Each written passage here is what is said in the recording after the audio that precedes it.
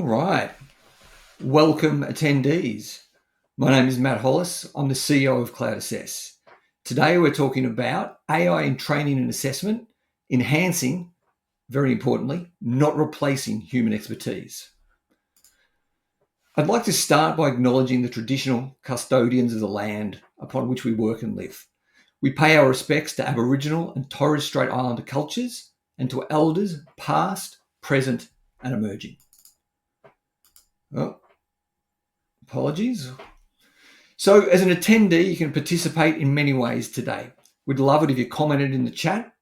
We'll review some of these comments and select some to be answered in Q&A by the panellists at the end. You can vote in Slido polls. You'll see the link in the chat and we'll have a QR code up shortly. You can also respond to the post-event feedback email. So this is great for us. Tell us what we did well, what we did poorly, and perhaps what you'd like to see next time. All right, so today we actually have three very special guests joining us. I'm pretty excited for this discussion on AI. I'm a fairly big AI nerd myself, so excited to have such high caliber panelists with us. So the first is Dr. Daniel Hume with over 25 years experience in AI. So you can probably guess just by looking at Daniel that he started pretty early. I think maybe in the late 90s, Daniel.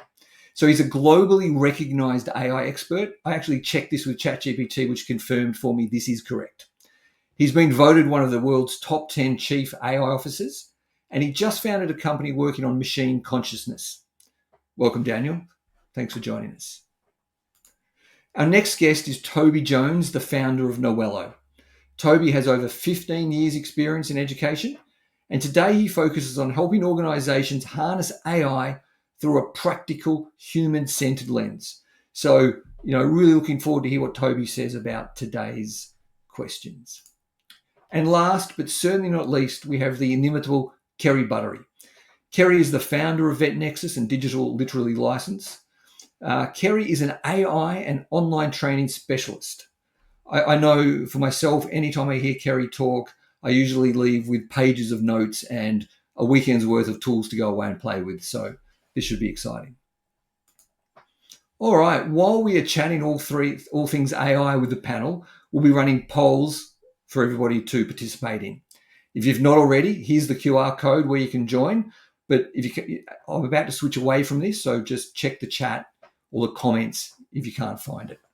Let's get into it. All right, so there's the first poll on the screen. And panel, the first question. Let's start with a bit of a warm-up.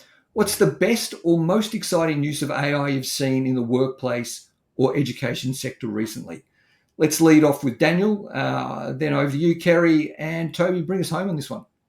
Well, I'm a little bit biased because I now invest in edtech startups. So, but for my day job, I pretty much use every model. All the models have different strengths and weaknesses, and just like in the real world, different humans have different experiences and expertise, and the challenge is how you bring those different expertise together. So I'm a power user of pretty much most of the AI tools out there. All right, over to you, Kerry. Sorry, just had to unmute. I love that Daniel said that because that's exactly how I see things as well. And Toby and I were talking this morning and I was like, we need to recognize the strengths of each different language model because different ones are good at different things. So I try and say to people, get out of the ChatGPT silo and look at what else is out there because there's lots of different tools.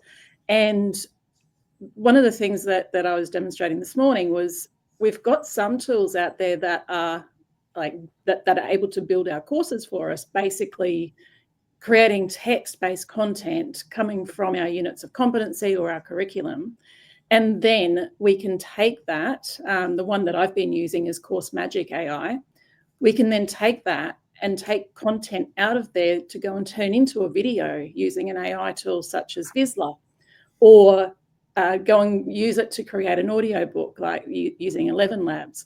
So bringing all the different tools together and creating a bit of a workflow around what we're doing to then have a full range of experiences for our students to use. True to form, Kerry, I've already started my notes about the tools I'm going to play with, although 11 Labs is pretty cool. I've already had to play with that. And Toby, what are you excited about? I'm really excited about voice. I think, Daniel, if you're a power user of most LLMs, I'd probably say I must be a power user of advanced voice mode, to the point actually that this morning I did my usual thing of jumping in the car and flicking on Vera, my voice assistant, to have a chat about my day. And it was a different voice. They'd changed the voices. And I felt like I'd lost a member of staff because didn't have that familiar sound of the person that I was speaking to.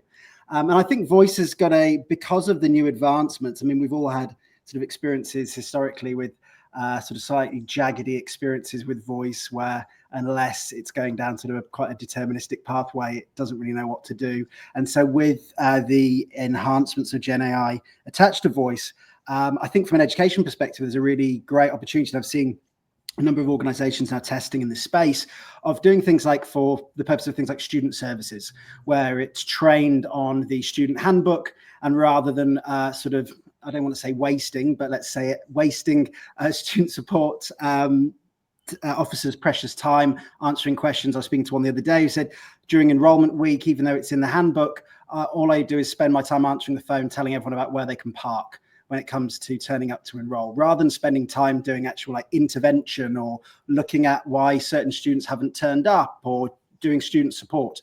I think the other advantage of voice as well is not only the 24/7 access component, but also the fact you can now do it in multi-languages. So international schools where you want to call up and speak in your native tongue. I think that's really interesting.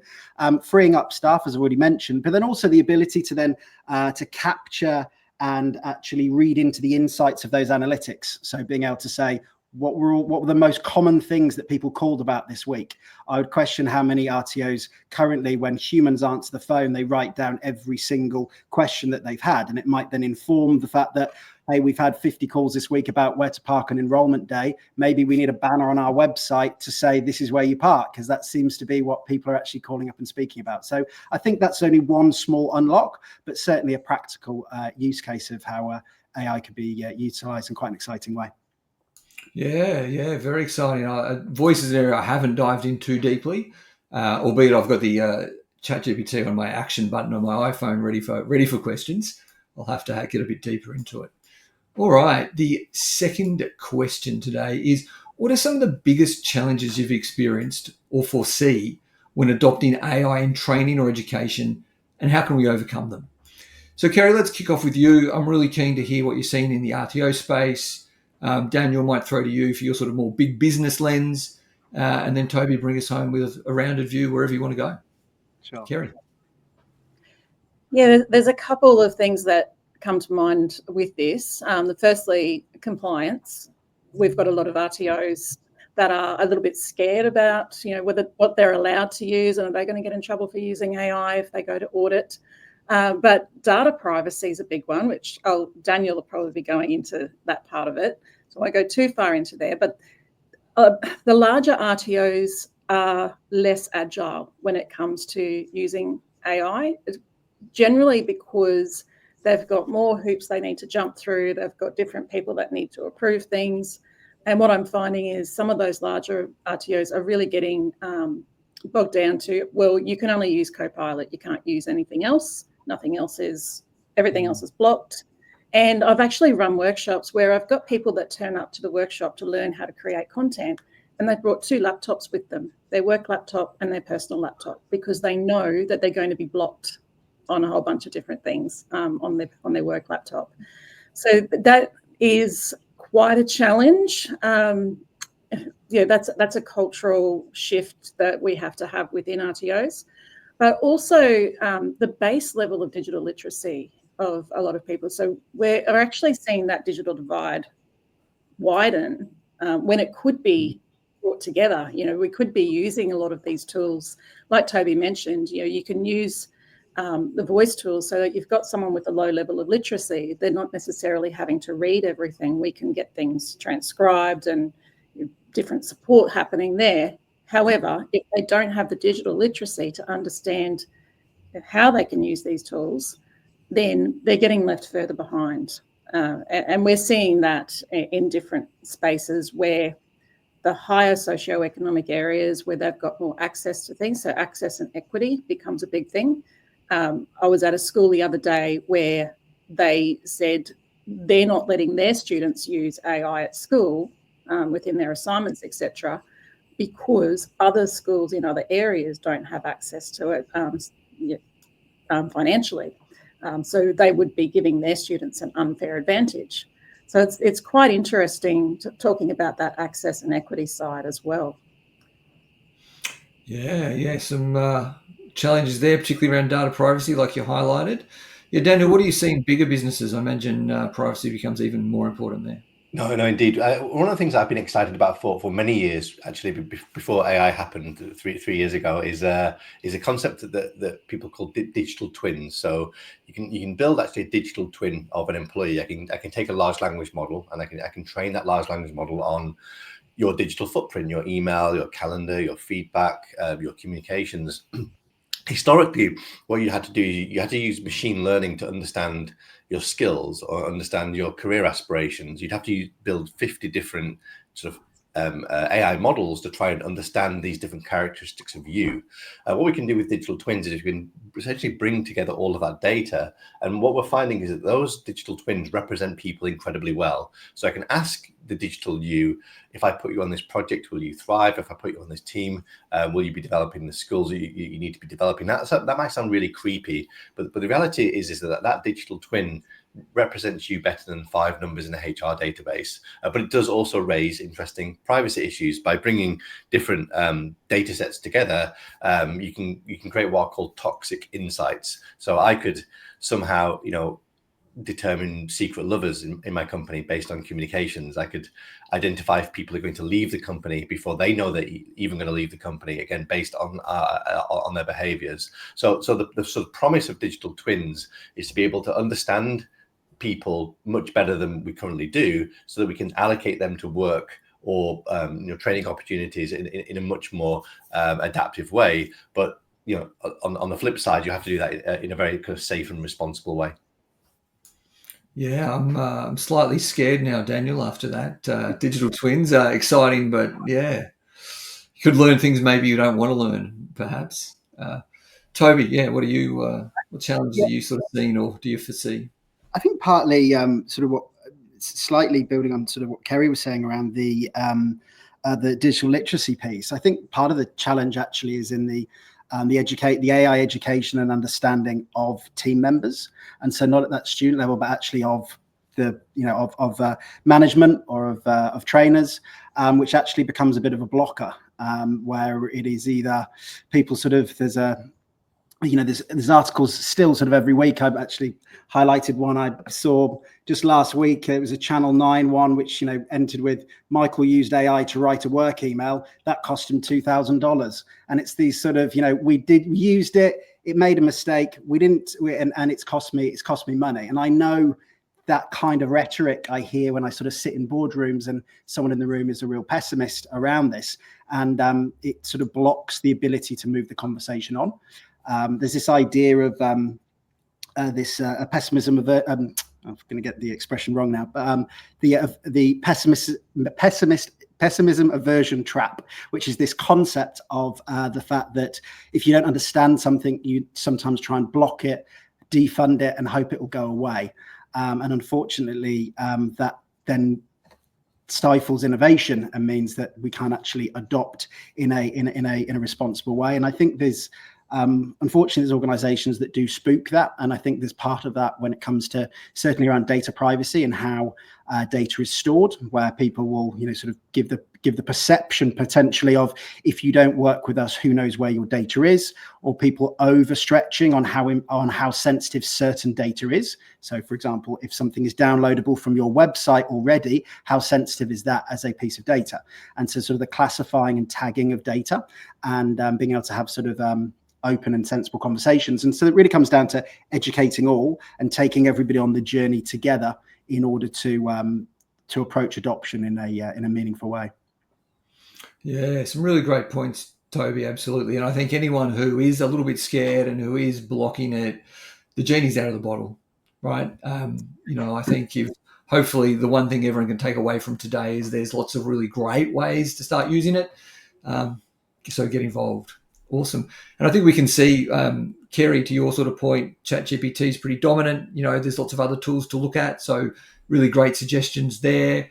Toby, voice. I can't see any voice tools on our little Slido poll there. I'm not sure if you can spot any, but I think this is good, and this tells me like people are experimenting. They're starting off, and hopefully from today, like me, they can write down all the names of these cool tools that get mentioned, and they can go away and have a play with them. And maybe it's not on the work laptop, hey Kerry. So we'll see. All right, let's move on to our next poll. So another poll here for attendees. Let's get involved. Really appreciate all your answers to the first one. And question 3 for the panel. So how are educators and organisations responding to students using AI for assessments, and what strategies are working? Obviously, this is a contentious one that gets brought up a lot. Toby, what are you seeing out there? That does anything work? What are you telling people? Yeah, how do you sort of make people feel less worried about this? There's a really good use case. A professor called Ethan Mullick, and I strongly recommend anyone that's starting their journey with looking at AI in education should look him up. It's very approachable. The content he creates on LinkedIn. He also wrote a great book called Co-Intelligence, and he talks about this idea of actually sort of flipping the scenario of worrying about AI being used in assessment, and he actually deliberately designs at least one assessment per module or semester, however it is he's structuring it, where actually students have to use AI. And so they would fail the assessment if they did not use AI in getting the answers to the assessment. And the reason for doing this is that on them going out and exploring and using whatever LLM of their chatbot of their choosing to get their answers, the assessment then becomes about them coming into class and then actually reviewing the answers and actually critiquing, do they think that the ChatGPT, Gemini, whatever they used, did a good job of answering it. So the students are still having to understand the content. They're still having to have a level of expertise to be able to, or proficiency rather, to being able to carry out that assessment, but they're being encouraged to use the tool. And so I believe it's something that it's not something I've heard people doing about over here. I think it'd be very difficult in certain assessment scenarios. Maybe you could do it in formative assessment or do it as a bit of a additional quizzing, perhaps as a class activity, but I think it's a really interesting way of actually embracing AI and also starting to learn about the limitations as a result of it. As I think one of the biggest issues with people not experimenting is actually not understanding where is AI actually currently, or Gen AI currently, not very good, and what sort of questions is it actually struggling with. And we only get that through actually trying it out and experimenting. Yeah, fascinating. Well, I feel like we'll have to send out all these links of all the things we mentioned in this webinar to everybody so they can follow up and do their homework. Daniel, what do you see in the larger businesses that you deal with? Is this something they worry about for assessing their staff? Yeah, no, again, not at all. In fact, I wear both an academic hat and a kind of enterprise hat. I taught a master's program for many years, and I continue to have relationships with academia. I think in industry we're encouraging as much as possible to use these technologies. Ultimately, we want people to be able to enhance, accelerate the work that they do, and these AI tools, agents are going to really just allow us to do much better work for our clients and remove a lot of the mundane, repetitive tasks. From an education perspective, I think our assessments are centered around testing for knowledge. I think we know now that we don't necessarily have to have assessments for knowledge. What we need to have assessments for applied knowledge. How do people use the knowledge that they have in adverse, complex, adaptive situations? What we want to test for, and I think what we want to cultivate, is people's ability to be robust and resilient and creative. Now, that means assessing not for knowledge, but assessing for those characteristics. I don't think our education system is really set up for that kind of assessment. It requires a transition, but I want us to move away from just assessing for knowledge, which we know large language models, these technologies can store and prove that people can apply knowledge in real world situations. Yeah, great answer. Love it. And Kerry, what's your thinking in this space? Totally agree with everything that's been said. I've worked on a project. I've developed a course that is going through an accreditation process for the secondary schools for year 10, 11, 12 to learn how to use AI. And through that process, I've created assessments and I've written the assessments where they're actually using AI to complete assignments and actually do things. And then they're evaluating the information that comes out of AI so that they're actually using it as a tool. It's like when the internet came out and, all of a sudden we were finding all this information online. And we used to actually specifically teach our students how to evaluate that information that they found on websites. How do you know a website is a reliable source of information? How are you going to rely on what you've found there? And we need to now look at that same process when we're using AI, as to how do we critique the information that is presented to us? How do we validate that information? And then how do we use it and apply it, like Daniel said? And so we need to rethink the way that we're doing our assessments. And I think we've actually got a really good opportunity, even within our current system, in terms of vocational education. Not so much school, because of the way everything works in schools. It's a little bit different. But with vocational education, we've got units of competency that are supposed to be delivered and assessed current with industry practice. So if we're going out and talking to industry and finding out what industry are using and how something is expected to be completed in the workplace, then surely if they're using AI, then how they're using it is how we should be incorporating that into our training and assessment.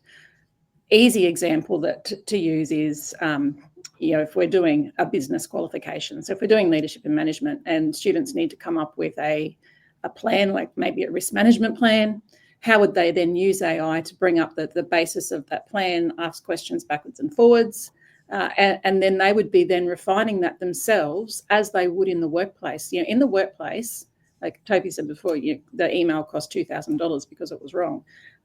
In the workplace, you can't just use AI to generate something and then put it out there. You need to be able to go and evaluate, look at the information, finish it off yourself, because it's an assistant, it doesn't replace. So therefore, how do we teach students that that's exactly how they're going to do this? So if we're doing a qualification, we use AI to create the plan, to create the resource, then they have to go and refine and look at it themselves.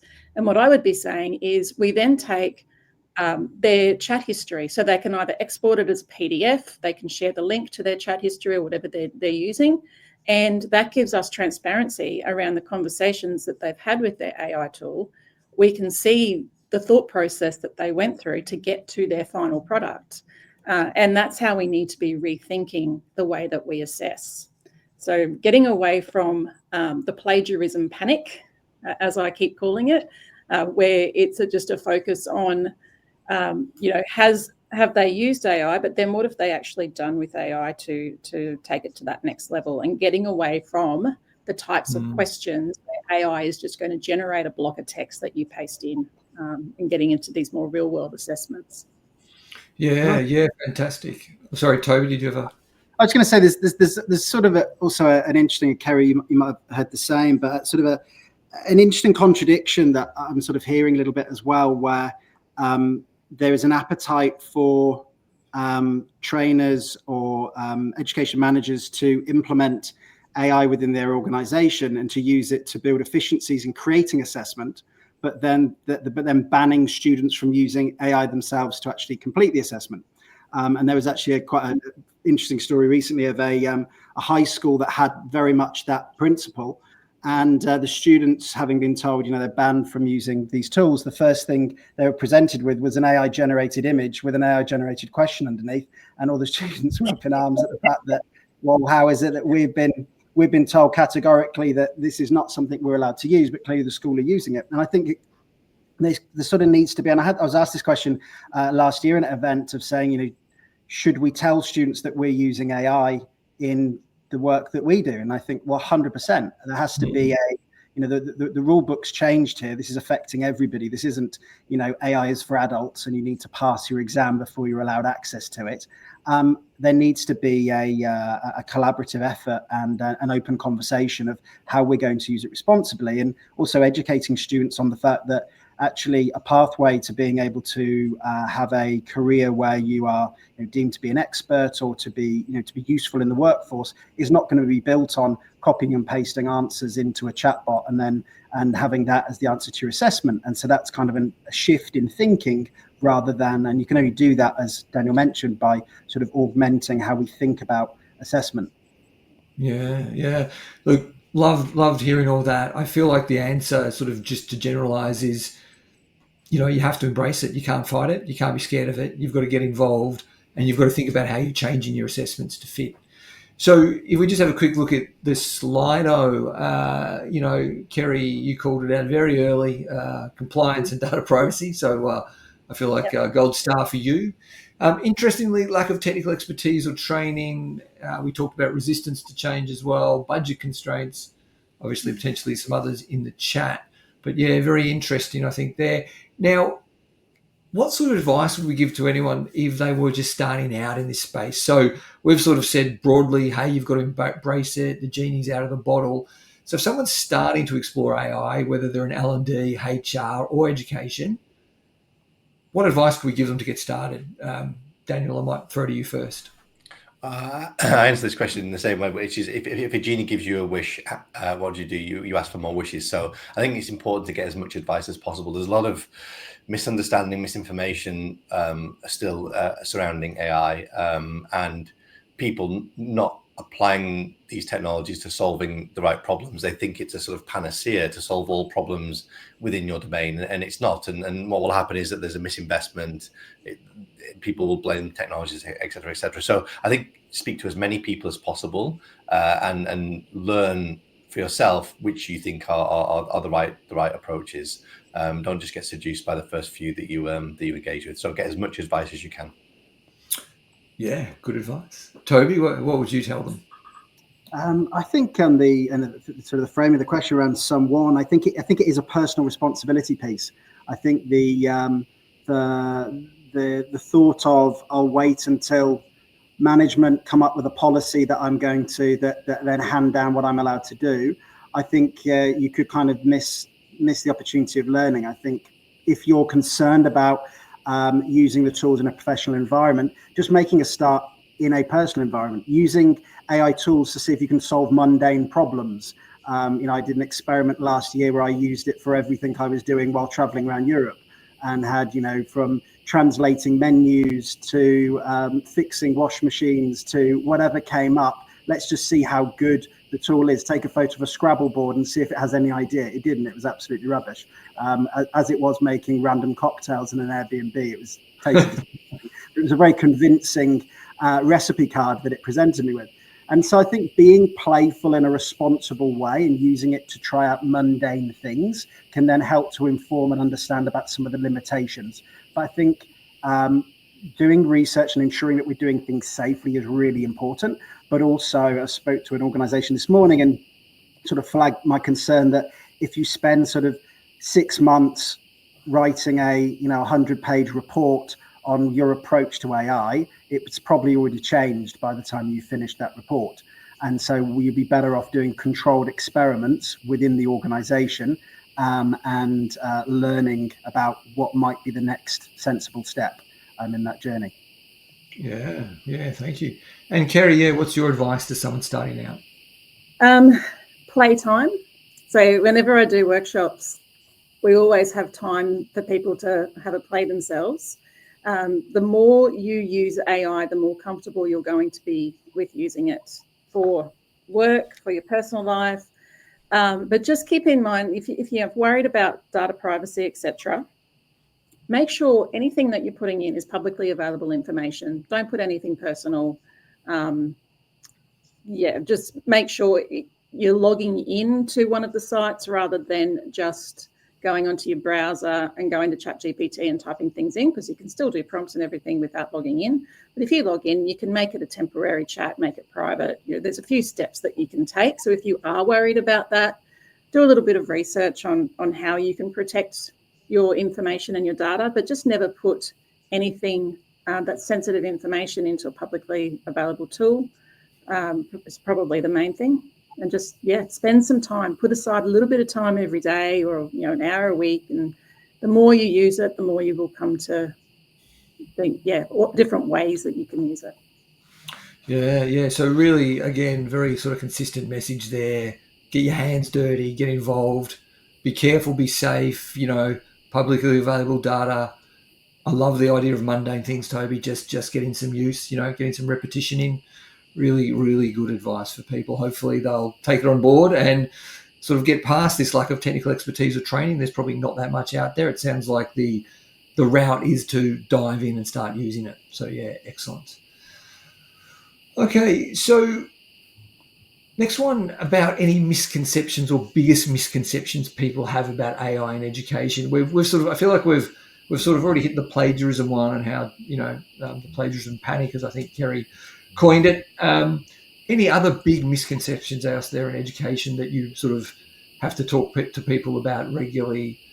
Yeah, I'll start with you, Kerry, anything that comes to mind. Yeah, and I just before we got online, before I read an article on LinkedIn about the concern about people being replaced as trainers or teachers, and AI taking over, and there is no need for us anymore. I think that's something. While we can have these AI tutors and different things out there that can give students support when we're not available, so it might be a chatbot that gets set up, like Toby was saying before, you can go and ask some basic questions. I think we need to make sure that we're keeping that human part of education there. We can use these things as tools, but I don't see teachers and trainers being replaced anytime soon, because people want that human connection. Yeah, great point. Daniel, any big misconceptions that you're seeing? Only that actually, these problems are hard. What we're ultimately trying to do is understand people's developmental needs, and that's not easy necessarily. Sometimes you ask people and they have a perception of their needs that are not correct. Then the question is, how do you then create content in a way that engages them, that solves for those needs? And this is not an easy problem to solve. And very often people think that, as I said, AI is clairvoyant. They just say, kind of throw it at this data or this problem, and somehow it will surface the answer. I remind people that treat AI a little bit like an intoxicated graduate. If you had a room full of intoxicated graduates, what would you need to teach them, to train them to be able to solve these problems, to be able to understand people's development needs, to be able to create content that resonates with them, to be able to assess that content? It's not as easy as just getting a bunch of intoxicated graduates to come and solve your problem. You need to have expertise, and that means you need to teach and train these technologies to be experts. And again, that's not easy.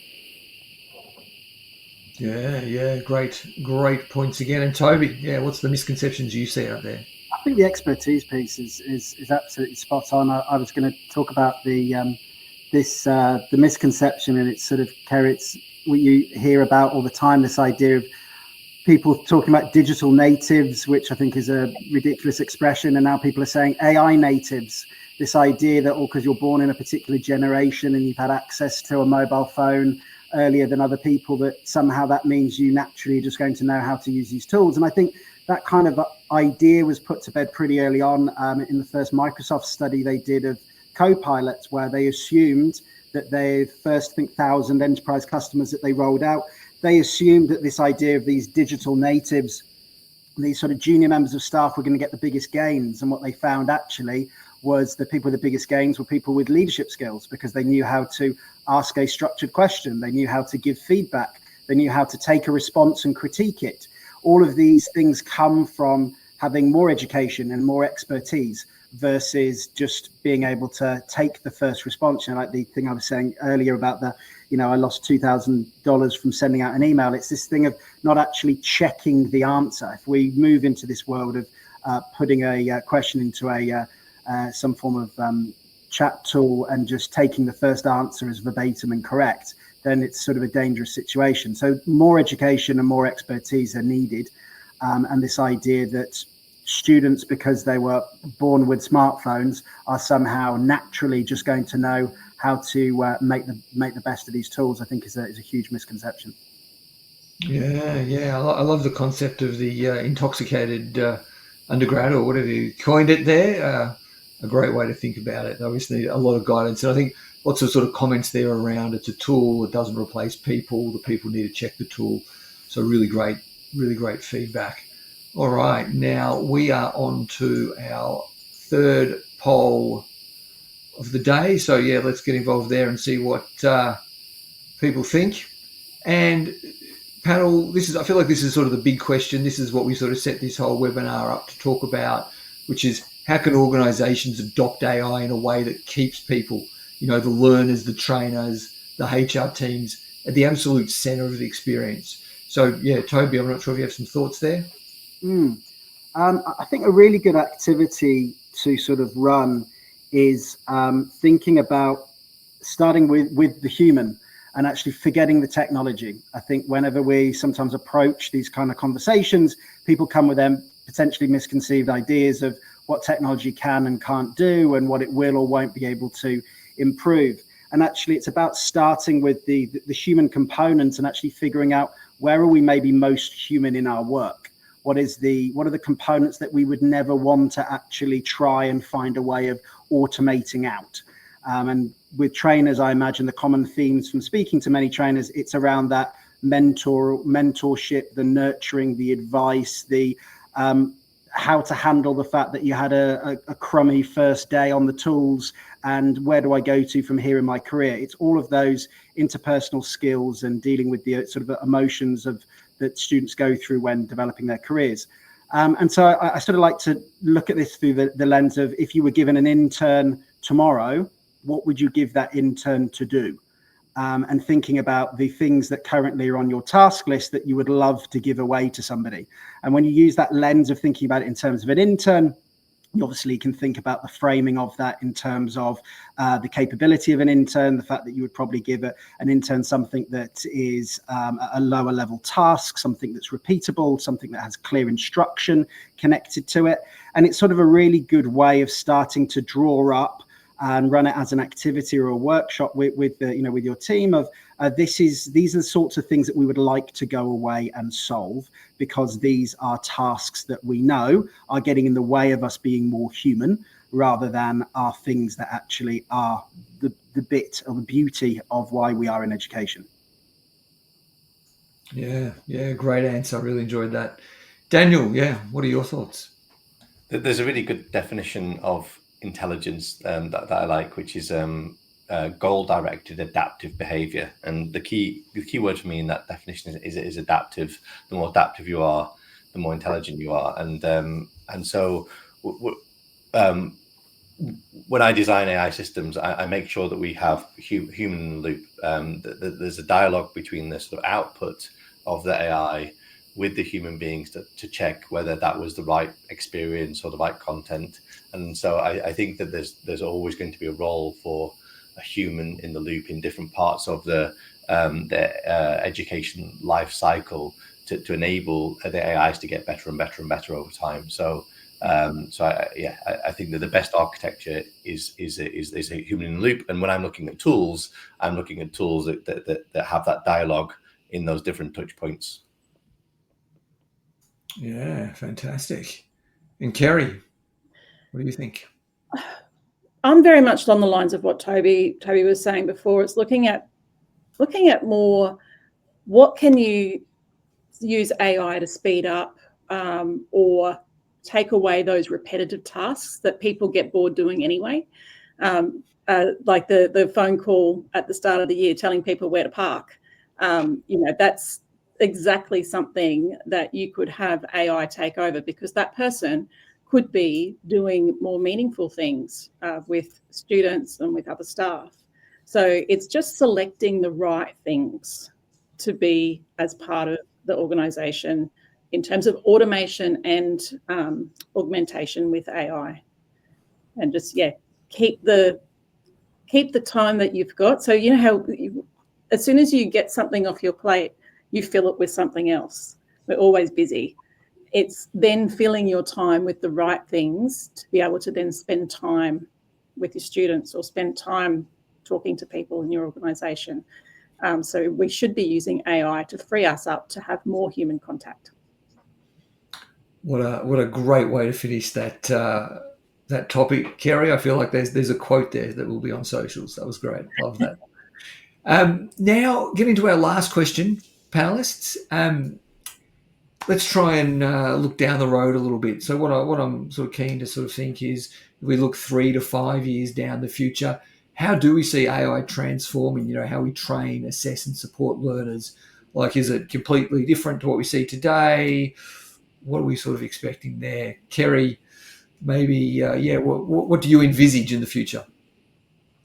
We've had really rapid uptake so far over the last couple of years, but AI, it's been around for longer, but really the marketing activity from OpenAI to make ChatGPT free really pushed things along.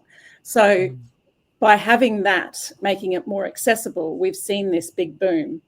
But now it's going to be how we then continue to adopt it, because the number of people that I still talk to that haven't really explored this area, like we can see from that poll, we've got 48% somewhat prepared, and then only 11% very prepared. So we're still sitting in that 50%-ish or so of people that need a lot, or RTOs or training organisations that need a lot of work. And it takes time, change takes time. So while we've got a lot of people that are sort of leading the way and adopting AI in the way that we teach, in the way that we create resources, we've still got quite a bit of a way to go in terms of the way that we're training and assessing, especially in that assessment redesign. And it's going to take some time for that to filter through. And so I think the next 3 to 5 years is going to be looking at our assessment design. I think it's going to be easier to look at the learner support side of it, because there are a whole bunch of resources that we can then create. The same piece of content we can present to our students in 3 different ways quite easily, whereas before it would have been a huge impulse on the organisation to go and create that content in different ways. So support is going to probably be the part that sees the most benefit in the short term, and in the longer term, changing how we conduct our assessment. Yeah, awesome. Toby, what's your vision of the future look like? I went slightly more optimistic or aggressive maybe in my thinking around it, or maybe it's wishful thinking. I envision, or maybe it's a hope for the ability for truly customizable or contextualized learning content. And so we're already starting to see this sort of iteration happening, where you can have, there's already tools out there where you can, quite easily have a assessment contextualized, or a piece of learning content contextualized to suit you in your workplace, so that it's more meaningful. I mean, we had this constant challenge in a previous life. I was involved in creating digital learning content, and one of our big training products was in the business qualifications, and the amount of units that are imported into so many other qualifications. And one of the biggest frustrations for RTOs was the fact that, hey, we're using your business unit that's on leadership, and it all talks about the boardroom, but we're doing leadership on the salon floor, or in the warehouse, or whatever it may be, and almost having to get students to, just play along with the fact that unfortunately our learning resources don't really match the environment that you're going to be working in. I think we're already there where you could very quickly contextualize something for a particular environment, but I'd like to see it go like quite a bit further than that, and maybe not in 3 years, but in 5 years, where if I wanted to, based on my own interest or learning style, I want to be taught about this particular learning topic in the style of an episode of The Simpsons, or I want to learn about office politics and handling leadership in an episode presented by David Brent, and actually being able to have these more ambitious bits of content. There's all sorts of restrictions in that, the whole IP battles and that are happening at the moment. There's issues around energy and cost of compute and tokens that would need to come down vastly. But I'm optimistic that we've got to where we have in the last 2.5 years. Maybe in another in another 2.5 and a bit more, we might be able to see something like that, where a student can actually say how they want to interact with and learn about a particular topic that suits their own interests. Yeah, some great points, and I share very similar sentiments, Toby. I love the idea of, how do you want to consume it? How do we contextualize it for each individual learner to make it really sticky? I think there's very exciting future ahead of us. Now, Daniel, you've been doing this for 25 years, so maybe looking down the road 5 years is not as doesn't feel as far as it does for the rest of us. But yeah, where do you foresee this going? The reality is, I think anybody that thinks they know what the world looks like beyond 5 years doesn't know what they're talking about. So I think 3 to 5 years is a good place to start.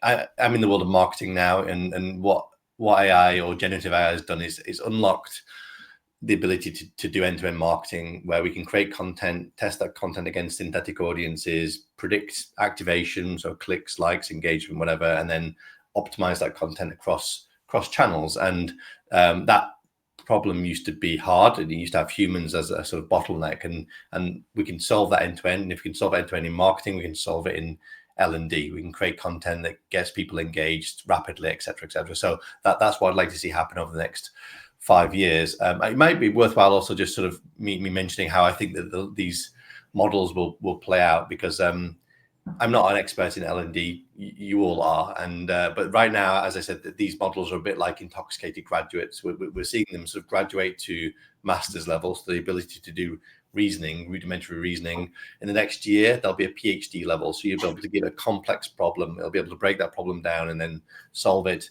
18 months later, we'll have a postdoc type AI that can do science, push the boundaries of human knowledge. And it's projected that by the end of this decade, we'll have a professor in our pocket. So something that is able to actually identify questions that human beings haven't even asked, and then also do science on those questions. So don't skate to where the puck is now, skate to where the puck is going. And hopefully that's a good framework to think about what the world's going to look like over the next 3-5 years. Yeah, awesome. Yeah, really good answers again. And I feel like I'm going to have to watch this back just so I can sort of soak it all in. Yeah, really great. Now we're going to move to a little bit of Q&A. This could be experimental. We're on a new platform here. Alex is going to feed some questions. Here we go. Yeah. So Claire asks, just wondering which voice apps our panelists prefer. I feel like this is a Toby question because it's your area of expertise. So you can kick us off. So with the voice app I was mentioning before, it's actually just advanced voice mode in ChatGPT. To be able to harness that in a for the purpose of being able to answer the phone on your behalf. Sort of the experimentation that we were doing was around using an application called Twilio, where you can essentially buy a phone number. You can connect that to some form of chatbot. We were actually using, I wrote it down here, Custom GPT was the organization. They're an American company, and they had actually activated advanced voice mode for a demo that I was using this for last year. But for day-to-day use, yeah, I use advanced voice mode on the paid version of ChatGPT, and that sort of is my colleague in my pocket. Nice. Daniel or Kerry, any particular voice apps that you love or use? No? Okay. Yeah, probably ChatGPT if it's to have a conversation with it. If that's what you're meaning. If you're meaning to generate voiceovers, that's where I would be going with 11 Labs if it's to generate a voiceover. Yeah, you get a nice Aussie voiceover, right, Kerry, which is pretty cool. Yep. Yeah. 11 Labs, give them a spruik. Nice. All right. Another question. Oh, here we go. Another question, Alex. All right. Thank you, Sharon. There is so much negativity with AI being used by students, but then the trainers see it for the useful tool that it is. Uh-huh. More of a statement than a question, but that's okay. Well, I think we've sort of covered this. Does anybody have any additional comments around, this is that constant sort of trap, isn't it? Yeah, that's what Toby was talking about before in terms of that contradiction between do as I say, not as I do. Yeah, absolutely. Something to be avoided. I think we can all take that away. Yeah. Glashy asks, how could we manage plagiarism then? So I think we've talked a bit about different assessment modes to work around plagiarism. Does anybody have any, are there any tools out there that people have seen that actually helps you identify AI content? Kerry, you can go. Not very successfully. I know of people that have had to redo assessments multiple times because they've been accused of using AI when they haven't used it. Students who are English as a second language quite often get pulled up for plagiarism using AI tools, even though they haven't, and that's because their approach to our English language is quite formulaic. So if they're following the structures that they're taught, and so it comes through as being AI generated. And I've done it in training sessions where I've generated something and then you put it through Stealth GPT. It takes, it humanizes it. There's all these tools to humanize it now. Relying on a plagiarism checker for AI is not reliable. So I don't know if Daniel's got any other suggestions there, but it comes down to our assessment practices and our methods that we're using for assessment. Yeah, I think generally AI detectors are proving from any sort of published surveys seem to be, published reports seem to be that they don't work. There's too many false positives that come out of it. Where there's legal battles going on in the US at the moment with a student who has a particular learning ability who was failed by his school because an AI detector brought up that that it was an AI generated assessment, and his parents categorically said it wasn't. So there's a lot of grey area. I think relying on an AI detector is not really the approach. I think there are some, like, if you really want to go down that route, there are some telltale signs of certain words, things that are known as low frequency words that come up. I can send some through, words like delve, or there's a list of about 10 different words that certain things, particularly ChatGPT, love to use as much as possible in any of their responses.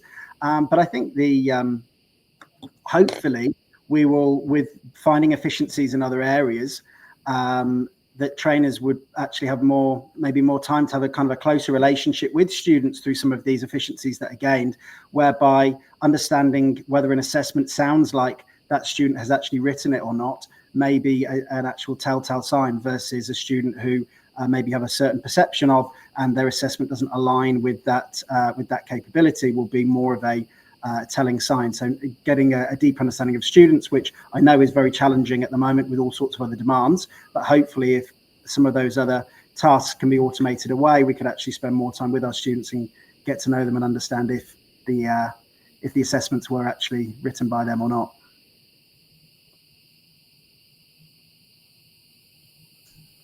All right, so we've got one last question, another one here from Glashy. This is our last Q&A question. So the question is, I'm getting some feedback there. Are we suggesting that students could use AI to simulate the scenarios and then they should paraphrase and use for their assessments? So I feel like perhaps, Glashy, you're saying that we should be encouraging the use of AI to be involved, but then they still need to be involved and quality check it. I'm not sure if anyone's got any comments on this last one. Yeah, that one came through when I was talking about changing the way that we do our assessments so that we can get students using AI to help them create the plan or create a scenario or help them with their case study. And that's absolutely something that you could do. It wouldn't just be paraphrasing, though. It would be more analysing the information that they've been given. They're really good with case studies. I've actually done one as just a custom GPT where I've trained it to be providing advice. So someone mentioned the community services sector before, and what you can do is you can simulate a conversation with conflict and find out what the student's actually doing, having that conversation. And you can always ask them, and this would be more training than assessment, but you could then have the student ask their AI tool to give them feedback on their responses to the other person that the AI was pretending they were. And that way you could actually get them to practice some of those skills. And, using the voice mode in ChatGPT, they could be actually having that conversation. Excellent. Yeah, very good feedback. So yeah, you've got to find ways to use it. You can't hide from it. Obviously, plagiarism is going to be, ongoing challenge. I feel like these three experts say there's probably no solution. I feel pretty confident there's no solution. So hopefully that's good advice for everyone out there. They can take that on the chin and think about how to change the way they assess so that they can, basically look at doing things differently. Sounds like that's your only option. All right. We were going to jump next into a roadmap overview of all our AI features coming. I might bump that to the end because I think we're going to go over time. I'd like to take this opportunity to thank the panel, Daniel, Toby, and Kerry. Really insightful, really awesome. Like I said, I'm going to have to go back and pull out all the wonderful nuggets you dropped. Maybe we'll put them in an email and share them with all the attendees so they can go away and do some of that playing and hands-on that you all sort of suggested. Any final comments from any of you? I mean, I've really appreciated it, so thank you for joining us. But anything that you want to say to wrap, or have you said it all? I feel like probably just make sure you just jump in and have a go. Don't get left behind. Don't get left behind. What a great way to finish. Thanks, Daniel, Toby, and Kerry. Really appreciate your time. Thank you very much. Thanks so much, Matt. Cheers. Now I'll just skip through a few slides for the people. If you want to stick around, we will go through what we have underway coming, what we're actively exploring, but I'll just jump through to the wrap up. So very exciting, I think, for everybody who's joined this. We have an exclusive course that is available to you. You can click on this QR code to enroll. We will email you a link as well, so don't feel like there's a panic to get it while it's on screen. But this is a course only available to webinar attendees. Hopefully it's useful. Hopefully it follows on from a few of the points that have been discussed. And again, if you go through and you do the course and you feel there's anything missing or you have feedback for us, we love to hear it. So yeah, please let us know.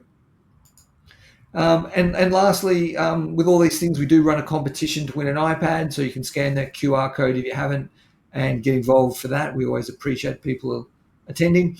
And if anybody's looking for a demo, if you've liked the conversation we've had today and you'd like to find out more about Cloud Assess, hit us up. I believe that QR link will also give you the opportunity to book a demo if you're so inclined. So give it a try. If not, hit us up via email or our website. All right, we are pretty much out of time. We've got 3 minutes to go. I'm going to now hand it back to Alex where we'll get into the overview of our roadmap. If you'd like to stay around and watch, we'd love that. If you don't and you've got to rush off, we do understand. So let me just click back through these slides, Alex. I should be able to do this more. Awesome. Right. Thanks, Matt. Fantastic. So what's underway here at Cloud Assess? We've got a couple of different streams that we're really focusing on getting out to our client base and really sort of validating with the wider audience. Some of those streams very content focused. We're also taking that sort of efficiency step with providing marketing assistance and an administrative assistant. And the other stream, the third stream, is much more around data, making real valuable use of AI, how it handles and articulates and presents factual data, big data sets, and makes it just so much more consumable. These 4 items currently in a private beta. If you're on the webinar as a customer, reach out to us and we can organize how we get that to you as each different sort of phase evolves. And we can plan in getting you some access and getting you validating it there. We're already seeing some fantastic stuff with the content generation and the marketing assistance. It's a really nice way to start sort of getting the benefits. What's coming next? There's a lot of work, in really validating the fit for purpose and what people are looking to see. So we've done lots of surveying, we've done workshop sort of sessions, And we've reached out to a lot in industry to really understand what our investment should look like in the AI space. And we're far past perhaps on some of these, the exploratory sort of R&D phases as well. Some of this is really starting to lock into our roadmap, but we're looking at sort of the ideas, and probably the one that's a little bit sort of edgy and raises a lot of discussion is that learner assistant, giving it into the hands of the learner within the tool. Really love the idea, especially in the workplace sort of setting, that adaptive training based on my requirements and getting really customized and contextualization into the learner journey. The plagiarism and AI detection, something that's going to get a lot of focus and investment. Naturally, building on some of the core strengths of the product, and that's that training automation, natural language setups, and training suggestions based on my sort of outcomes, my assessments, and my requirements in my role, and further improvements always ongoing within that content piece. So there's a huge sort of shift in product to really embrace it. Really excited to be talking with customers and showing how it all applies. We'll deep dive very quickly into the AI content generation, and just making it so easy to apply within the tool. We can grab documents, a learner guide, criteria, product information. We can grab those documents, we can bring them into the tool, simply attach that file.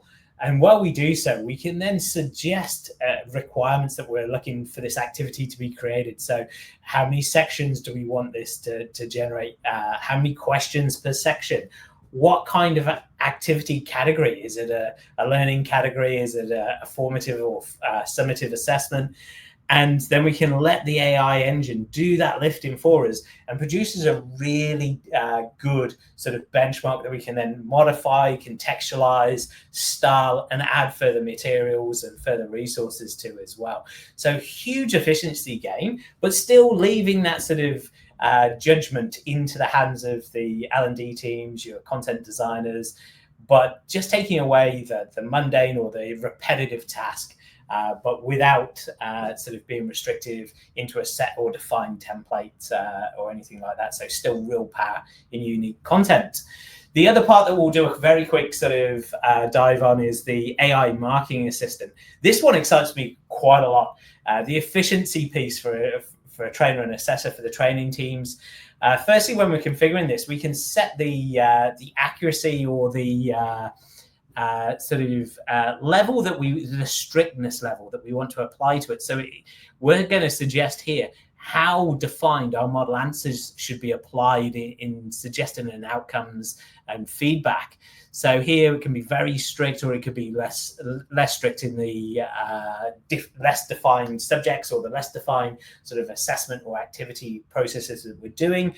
And when we've designed our tools, when we've added those benchmark and those model answers in for our training teams, moving to the next slide, we can see then that the AI assistant for the trainers will generate sort of suggested responses, feedback in the next slide there, Matt. Awesome. So you'll get an AI suggestion here that based on the model answer and the response that our learner gave us, it's going to give us a suggested response to that strictness level, but it's also going to give us feedback and reasoning to how it got there, still allowing the trainer and assessor to apply their judgment and a final outcome, but giving them some frameworks to work around and really articulating that its reasoning, its thinking to that suggestion as well. Obviously, this applies where the auto marking isn't used, and we're suggesting that you'd get real value out of it, where it's those more in-depth, longer responses that trainers have to plow through and apply back to how that model answer is relevant and stuff. Really exciting, that one, and something that we're playing with right now. So something that we can demo in the platform and stuff. Should be really interested to see it. Awesome. Thank you, Alex. Much appreciated. All right. Well, thank you, everybody, for sticking around. Really appreciate it. Hopefully, everybody got as much out of the event as we did. I would normally give everyone a few takeaways. I feel like the main one for me was just get involved, get involved, get involved. Use the tools, play with them, see how you find them, and sort of go a little bit broader than maybe just ChatGPT. As I said, we'll try and grab some of the nuggets of gold that were dropped from the panelists, compile them together in an email that we can send out to people. Hopefully that will help. Again, thanks for your time. Thanks for watching. We've really appreciated it. Goodbye.